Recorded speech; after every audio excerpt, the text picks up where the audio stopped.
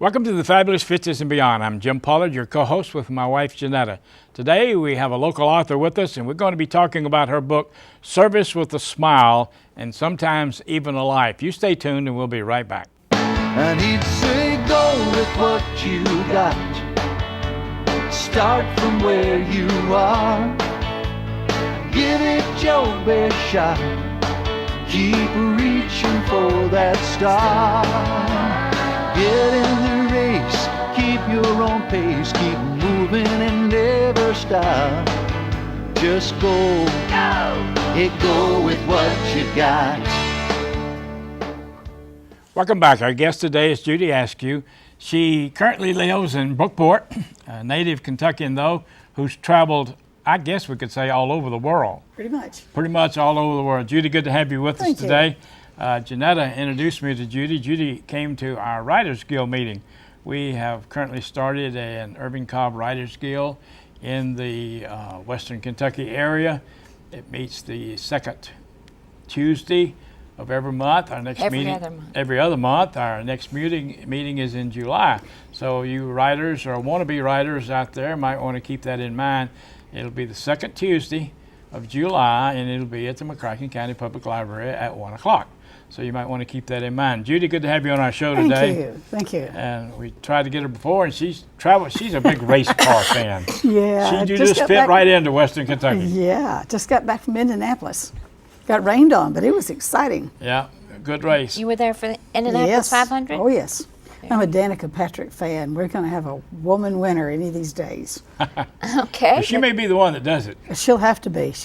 Yeah. I'm not. I've retired. Yeah. We knew Scott Bradington, the one that got killed several years ago in the time trials. He had won the pole position, then went out, and he had been in our home and everything. And it was Scotty was a young man, but that's part of that sport. Well, yeah. Yeah. Tell us about your. I think before you tell us about the book, tell us what brought you to write the book and everything that came up to the book. Okay, that's pretty easy to start out with. Being a military wife, you nearly always join the local military wives club on the base. And whenever we moved to the Washington, D.C. area, and my husband was assigned to the Pentagon, there was a huge wives club of about 800 women at Fort Myer. And so I joined that, and one of the ladies asked me if I would be willing to be the assistant editor on this magazine that they had called Back Channels. It's stories for military wives. And I thought that was great. I didn't know anything about being an assistant editor. I tried my hand at writing some things. I had a drawer full of rejection slips. Nobody had thought I was that funny. So anyway, I had these rejection slips, and I said, oh, I know what to write. So anyway, I got to one of the meetings, and over, I guess, 6 months, I wrote stories about Washington, what to see, what to do, how to cook, all this sort of thing. And one day, the editor said to me, she said, what do we need in this magazine? And I said, well, we need something funny. And she said, good, go write something funny. That's how I got started. It was just that simple. It was write something funny. And you know what I found out that was just grand? When you write something funny, you don't have to do research anymore. I have spent so many hours sitting in libraries and going, nowadays, of course, you've got the computer, but back then it was libraries for research. Right. So with it being, so I got started and I wrote Have You Cleaned for the Holidays, and that was my first story. So over a number of years, we were there at least 3 years. And then after we left the D.C. area, I still continued to write stories and send them back for the publication. And by then, my husband retired, and we moved back to this area. And so I went into the Metropolis Planet with the idea of selling Clyde Wills on buying some of my columns, because I knew that they did that. Well, he asked me if I'd be willing to be the society editor. And I thought, okay, why not? Why not? So I took the job, which included a chance to write columns with a byline in the Planet. So that's how I got started. And then after I had a number, he asked me if I would take out some of the military references and make it more local. So I did that. And then my husband announced that he had this opportunity to go to Croatia, being retired, so I said, fine, I'm ready to go too. So we packed our bags, and our children were grown and out of the nest, so we took off for Croatia. And whenever I got there, there was an International Wives Club, and they were going to put on a big Christmas bazaar to raise money for the Children's Hospital. So they said, what would you like to do? There were cookies to bake and things to make. And I said, well, Hillary and I neither one bake cookies. So so I better find something else to do. And I said, I'd like to write. How about if I crank out a little book, magazine type thing, and we sell it? And they said, that's perfect. So I gathered up all of the stories. As a matter of fact, I even flew home because I was doing some Christmas shopping back in the USA. And I gathered up these stories and hot-footed it down to a little company and published it with one of the little spiral binders down the back of it. And I took 50 copies back and put them at the bazaar. And I don't mean to brag, but they just sold instantly. So my husband said, when we get back to the States, I want you to make a book out of that. And I said, and obviously, since I always do everything my husband says, I went out to find an author, to find a publisher, and he was Paula Cunningham over in Qatar, and put this book together, and that's how we got this book about 5 years ago. Now, how many of the stories in there are takeoffs on real situations? I would say they are all takeoffs on real situations, but they weren't always our family. I understand that. Yeah, it could be somebody else, right? But they were all pretty much. Yeah. They have some truth, some backing behind them. Either it was an adventure from one of my friends or someone that I had heard of. And of course, I'm an Irma Bombeck fan, through and through. And they always say that truth is stranger than fiction. And funnier. And a lot of times it is, I mean, things happen that you would never even dream of. Oh, yeah. in your imagination. We've had a lot of experiences too. And I was just thinking about one of the funniest things that ever happened was I pastored for several years in South Florida. And one night we were there at the house talking about funny things, truth, stranger, and fiction. She said, Jim, there's somebody outside the kitchen window. And I said, nah, it's just a dog or a raccoon or something. A little while, she said, Jim, there's somebody out there. So I went through the kitchen, through the washroom, to the side door, and turned on the light. The minute I turned on the light, two teenagers popped up and said, turn the light off, turn the light off. So I turned the light off and let them in. I said, what are you two up to? And they said, well, the cops are chasing us. Oh, my. I said, come in and sit down on my sofa, because I knew them. They were neighborhood kids. And I said, why are the cops chasing you? And they said, well, Preach. They called me Preach, and they didn't do it irreverent. That's just what they called me, was Preach. They said, well, Preach, we were down there trying to siphon gasoline out of the church station wagon. Oh, gee. And this policeman come around the corner with his gun drawn and pointed at us and said, we ran. And I said, all right, sit down. But that was the funny part about it, was that they were trying to steal gas out of the church station wagon and ended up at the pastorium. But it's just so many things like that. Yeah. And anyway, I tried to go out and talk to police. They wouldn't let. They had police all over the area, and they wouldn't let me out of the house. So finally, after waiting about 30 or 45 minutes, not going to get out and talk to them, I said, boys, you got to deal with me.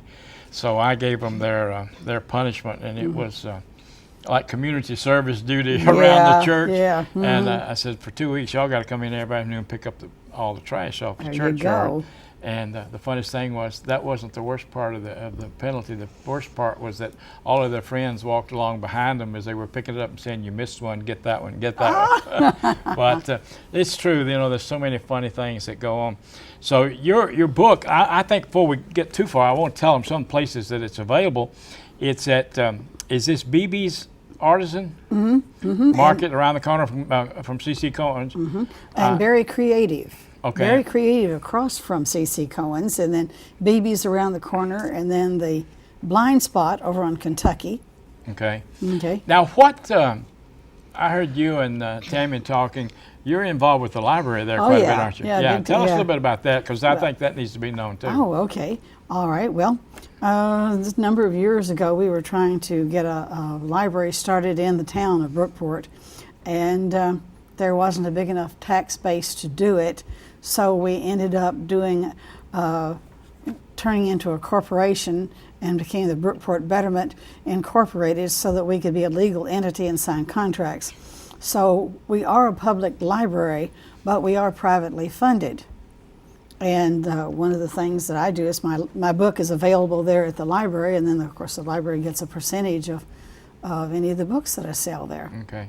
So it's open, what, 4 days a week now? You have Monday, Tuesday, Thursday, Friday from 3 to 6. We picked those hours because that enables more school children to come in, and also adults that get off by 4:30, and they can stop there on their way home. And So they're using it quite a bit? yeah, as a matter of fact, we have a good percentage, and we keep all of our statistics so we can go for grants whenever Right, we get right. the chance. But mostly we depend on companies and individuals in this area, Well, and they haven't let us down yet. that's good.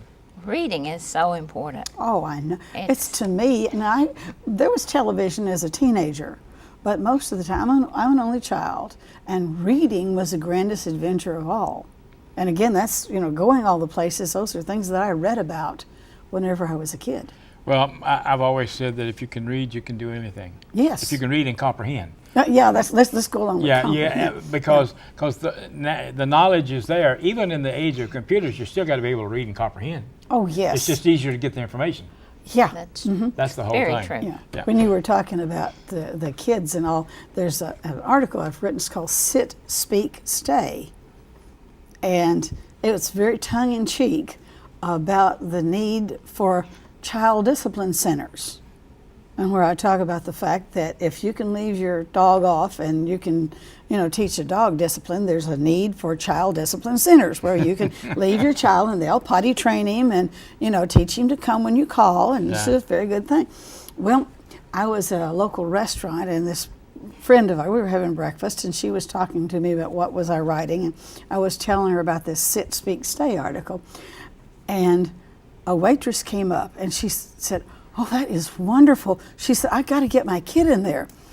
And I didn't have the heart to tell her that it was, that it was a joke, because she was really anxious to get Yeah. her child into a child obedience center. And I just told her that it was a concept that we were developing. Yeah. Well, that's great. We're going to take a break, and Jeanetta's going to get with our nutritionist, and they're going to talk about proper eating, something that I need to hear. So we'll be right back. You stay tuned.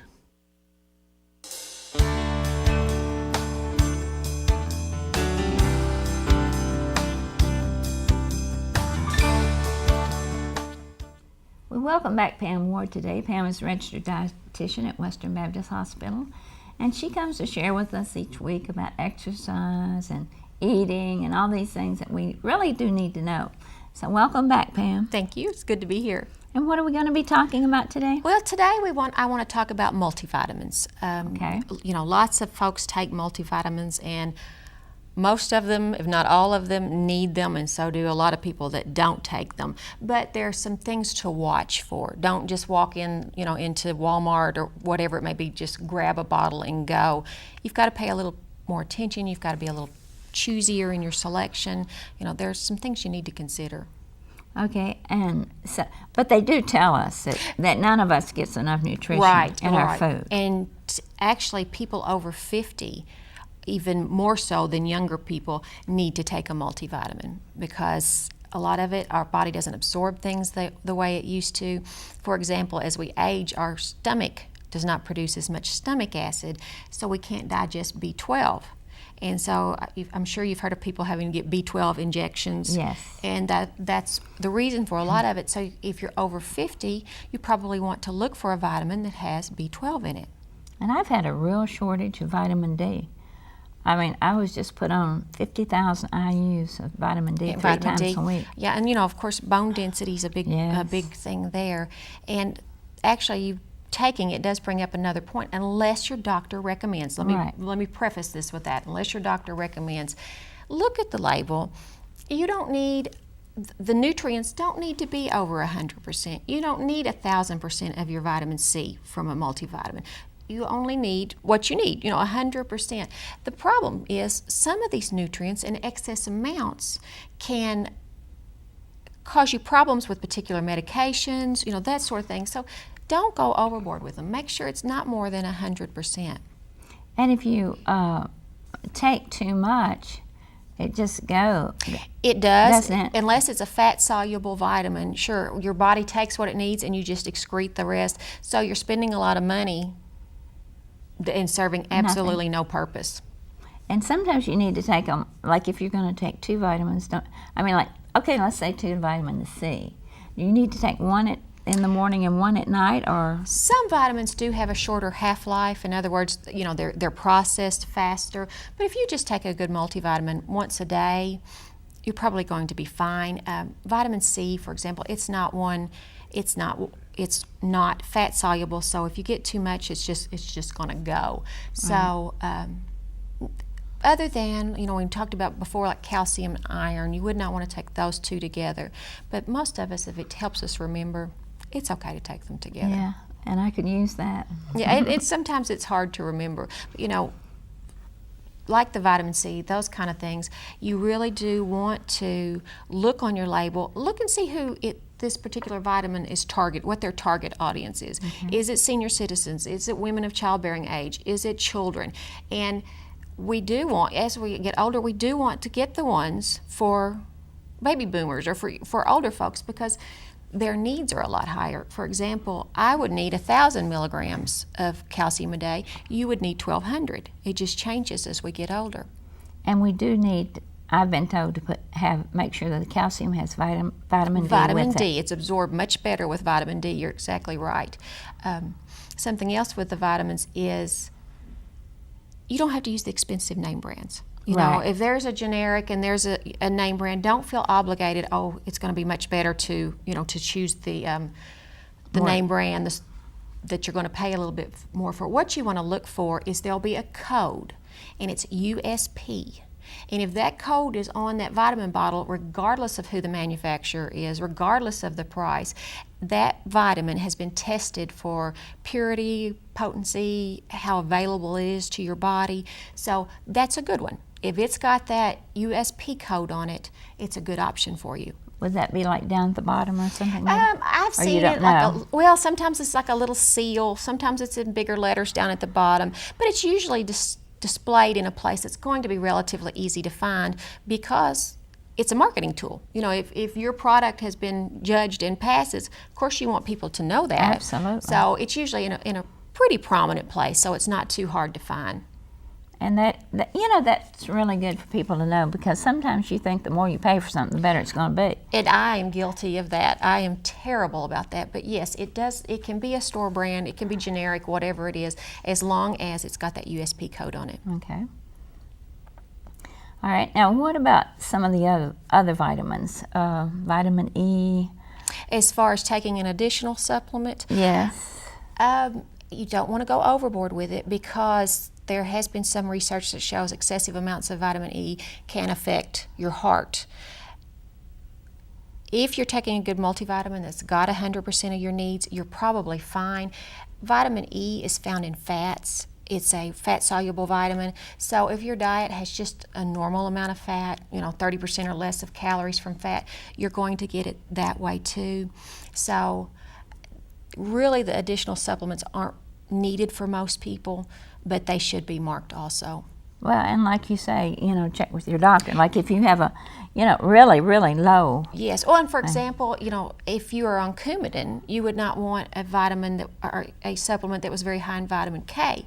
They can all react with medication, so you need to really be careful with it. And I also, while you're being careful, if it's a vitamin and herb blend, which some of them are, they have your vitamins and then there's an herb attached, clear it with your doctor or clear it with your pharmacist, because many, many, many of those herbs interact with medications. So Right. before you take that, I can't stress it enough, check with your doctor or check with your pharmacy, because you may be negating the benefit of your medicine, or you may be causing yourself to absorb too much of it.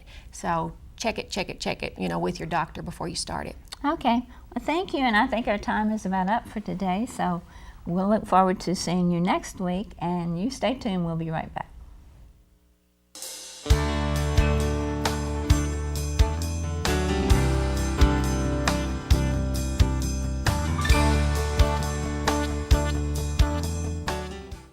Welcome back. Our guest today is Judy Askew, and Judy has written a book, and she's going to be sharing a little bit about that book with us. I know this is has to do with your military experience, traveling around and meeting other families, and you said that maybe the stories don't relate to you, but they relate to someone else. Oh, yes. Mm-hmm. So, go ahead. Yeah. And it's one of those things, there's a story behind all of the stories in here that have happened. This one in particular, It Smells Perfectly Fine to Me, is our house. Because we had 4 children, and they were always sticking something under my nose. Have you ever had that? Have you ever had a child put something under your nose and say, "Is this any good?" And they expect you to tell them whether or not it's good. She does that to me because her smelling is bad and mine is good. I thought that was coming. She did that Tuesday night. She says, "Smell this and taste this." I said, "No, I'm not." That's not so bad. It's when they say taste it that really gets you. Yeah. Well, so each one of these stories is just a short story, right? Yeah. So your book is... It's because they were originally newspaper columns. That's why they're shorter like that. This is I'm a Irma Bombeck devotee, and I read so many of her books in my formative years there and before that, Jean Kerr. Well, Irma Bombeck was just delightful. It was just, it's just fun. And, they say laughter is so good for you. So I think so. But a lot of people like to read books that are just, they can read a short story and then put it down and then go back and read it whenever they want to. That's the whole idea. This is a book that you just lay on the coffee table and, stick it in the kitchen and, while you're waiting for something to cook. Gosh, you can even read this while you've got something in the microwave. Right. Well, why don't you read us one of your stories? I think I'm going to do It Smells Perfectly Fine to Me. Okay. How many times has a member of your family stuck a milk carton under your nose and asked you to tell them if it was good? Some of us are just blessed with a proboscis that doesn't lie. Aren't we lucky? This happened to me again this morning, and it was apparent the milk was celebrating a birthday that it shouldn't have. I dislike having this loathsome task, but it's one of those unwritten laws of motherhood. This then is the law I'm speaking of. Mothers can smell, taste, and perceive rottenness at 40 paces. I haven't figured out yet if this ability is instinctive or if it's acquired over years of smelling baby barf, cleaning up after pets, or tasting our own cooking. If the trait is instinctive, then it's only instinctive in women and not men, and assuredly not teenagers. Ask yourself, can my husband smell a dirty child if he's in charge of cleaning it? The answer is no. If you're in charge of the child, his nose is as sensitive as a drug-sniffing canine at Miami International Airport. He can and will tell you when the child needs to be hosed down. Can your teenager tell by the smell when it's time to clean his or her room, or do they depend on you to hang a quarantine sign on the door? I've never met a child under the age of 22 with a fully developed set of taste buds. Have you seen what they eat for breakfast if they're left to forage for themselves? I shudder to even think of it. I have a grown married daughter who used to thrive on tuna fish salad sandwiches and Pepsi when she was 15. The 10-year-old favored cold raw hot dogs. Whatever happened to Wheaties? I'm a good cook. Not a fair cook, but I'm a good cook. And yet, I have these kids who would rather have a can of raviolis than fresh cavatelli with marinara sauce. There was a commercial for cereal several years ago that's been renewed recently. It's one where 2 little boys are saying, "You eat it." "No, you eat it." No, give it to Mikey. He'll eat anything. Well, substitute mommy in there and you got it right. For some unexplainable reason, children seem to think that mothers can taste, besides smell, food that's about to go bad and somehow prevent it just by tasting it. Case in point, how many times have you had to taste soured chocolate milk? I put my foot down when it came to slick hot dogs. Mothers may be able to outsmell and outtaste, but when it comes to perceiving, we have problems. Remember the original rule, mothers can smell, taste, and perceive rottenness at 40 paces? Well, that rule doesn't apply to clothing.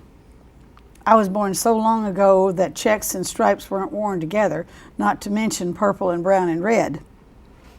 I go berserk when a young woman in a department store waits on me in a blouse and skirt that looks like she slept in them. Once I thought, this is it. I'll just mention this worn, weary person to her supervisor. The supervisor had on a Ralph Lauren blazer, a pair of jeans with 17 patches, and anklets with her 6-inch heels. If you can't beat them, you can join them, or at least make a profit out of them. Last month I devised a scheme. I'm going to buy a week's worth of clothing for my daughter's entire 8th grade class at the local thrift store. And then I'm going to sew designer labels in them, resell the clothes. I bet I can clear $600 easily. Watch out, discount merchandisers. I'm on my way. Good. Let me borrow your book here just a minute so we can show it on the camera here. He's going to pick up the front of it. We're about out of time, believe it or not. But here is her book. And we want to encourage you you can find it locally in Paducah as well as Metropolis. And it's called Service with a Smile, and Sometimes Even with a Life. Judy Askew. Judy, it's been good to have you with us today. Thank you so much. Yeah. And we look forward to seeing you again at our meetings. And All right. I want to remind you out there in our audience of the Irving Cobb Writers Guild. Again, it meets on the second Tuesday of the month. Every other month, and our next meeting is July, second Tuesday, at the McCracken County Library at 1 o'clock in the afternoon. So if you are a wannabe or a writer, either one, we encourage you to come. Someone asked me the other day, would we have a place for someone who wanted to write a screenplay? I said, sure, that's a writer. So you come and be part of it. Remember, we want to encourage you to watch our show each week. You can see our show on the internet now. It's being streamed there. It's at Paducah2.org, and that's the numeral 2, and you can go there and go through to the television and find our show there. Jeanetta, give them our address in case you want to get in touch with us. P.O. Box 7, Bose, Kentucky 42027. Remember now, use it or lose it.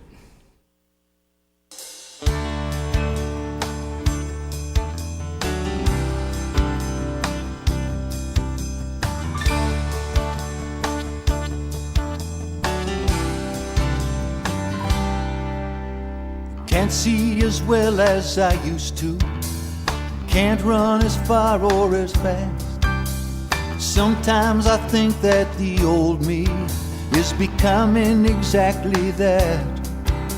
But when I start thinking of all I don't have, that's when I tell poor me Beethoven was 50 and deaf as a post when he wrote his Ninth Symphony.